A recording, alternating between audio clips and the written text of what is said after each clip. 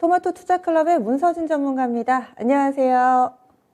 네, 안녕하세요. 네, 오늘장 한마디부터 알려주세요. 네, 다시 돌아오는 개인으로 정해봤습니다. 어제 거의 3조 육박하는 매수를 보여주면서 다시 개인이 좀 돌아왔나 이런 기대를 많은 분들 하셨을 거예요. 한 2달여 만에 대규모로 개인 매수를 나타냈는데 오늘도 좀 사고 있습니다. 이렇게 개인 수급에 포커스를 맞춘 이유도 좀 알려주세요. 네, 다들 아시는 것처럼 지금 개인들이 다시 고객 예탁금이 굉장히 많이 늘었습니다. 75조까지 다시 늘어나면서 어제는 또 대규모 매수를 보여줬죠.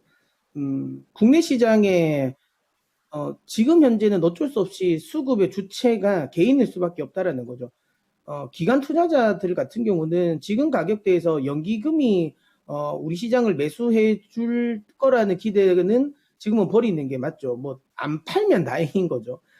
그리고 이제 금투 같은 경우는 아무래도 포지션 자체가 좀 단기 트레이딩 포지션이다 보니까 기관 쪽에서 뭔가 메인 수급을 우리가 기대하기는 어려운 상황입니다. 자, 근데 외국인들 같은 경우는 저는 개인적으로 그래도 이전에 비해서는 분위기는 확실하게 괜찮아진 것 같습니다. 네. 지금 연결 상태가 좀 고르지 않아서 저희 다시 좀 연결 안정적으로 되면 그때 좀 이야기 이어가 보도록 할게요. 문선인 전문가 오늘장 한마디로 다시 돌아오는 개인이라는 포인트를 제시하고 있습니다. 지금 현재 개인이 유가증권 시장에서 1641억 원 매수 우위를 나타내줬는데 어제 2조 7천억 원이나 샀습니다. 뿐만 아니라 앞서서 문선인 전문가는 개인의 고객 예탁금이 다시 빠르게 늘고 있다라고 이야기를 하고 있는데요. 그러면 지금 연결이 됐으니까 좀 이야기 이어서 들어볼게요. 전문가님 나와 계세요? 네네. 네, 지금은 좀 괜찮은 거죠? 이야기 좀 연결지어서 알려주세요. 네. 지금 뭐, 앞서도 제가 이야기 드린 것처럼, 지금 상황에서는, 개인들이 어쨌든 좀 주도적으로 흐름이 좀 나와야 된다. 기관 쪽에서의 수급이 지금 현재 기대를 해보기 어려운 상황. 외국인들이 그래도 조금 이전에 비해서는 좀 긍정적인 모습을 보이고는 있지만, 외국인들은 또 언제 또 시장에 대한 포지션을 전환할지를 모르죠. 그렇다면, 개인들이 시장을 좀 주체적으로 좀 매수를 해주면 좀 많이 올라올 가능성이 높습니다. 특히 여러분들은 아시는 것처럼 팬데믹 이후에 시장을 들어 올린 수급의 주체는 결국은 개인이거든요. 예전만큼 개인들의 수급이 약하지가 않다라는 점.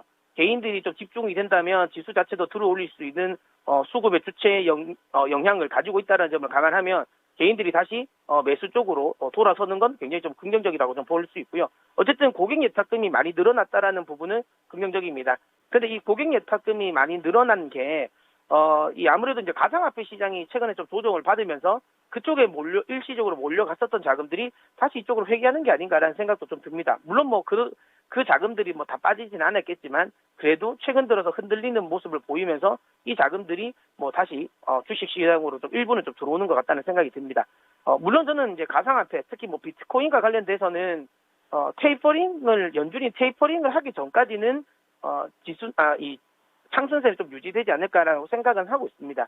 제가 뭐 여러 방송을 통해서 이 코인 가상화폐의 역할을 저는 이제 유동성의 흡수의 수단, 그다음에 인플레이션 해지의 수단으로 제가 이제 이야기하고 있지 않습니까? 그렇다면 이 가상화폐가 연준 입장에서는 유동성을 흡수하기 전까지는 필요한 수단인 거죠.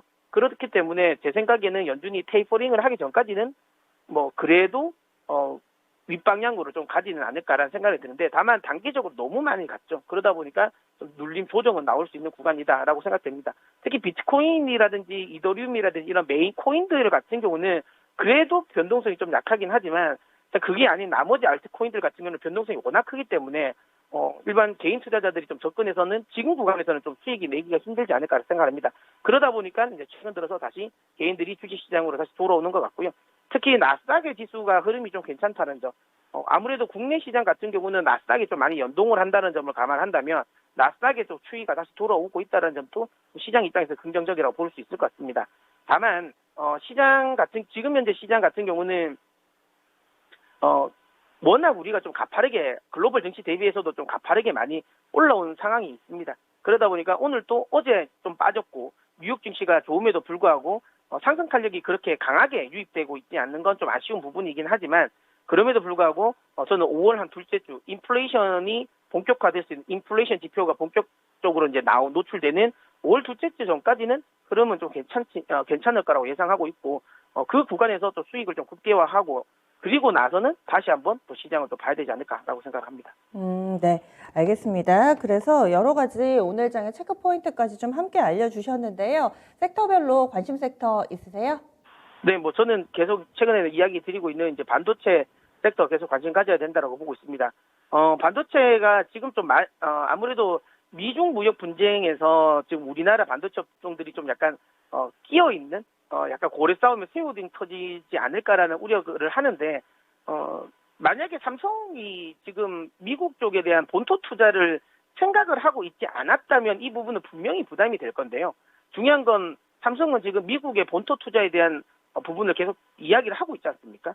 그렇다면 저는 이 부분을 우려할 필요는 없다라고 보고요. 특히 국내 반도체 소재 업종들 중에서 뭐 장비 업종은 사실 오스틴 쪽에 대한 투자 수혜가 그렇게 크지는 않을 것 같고요.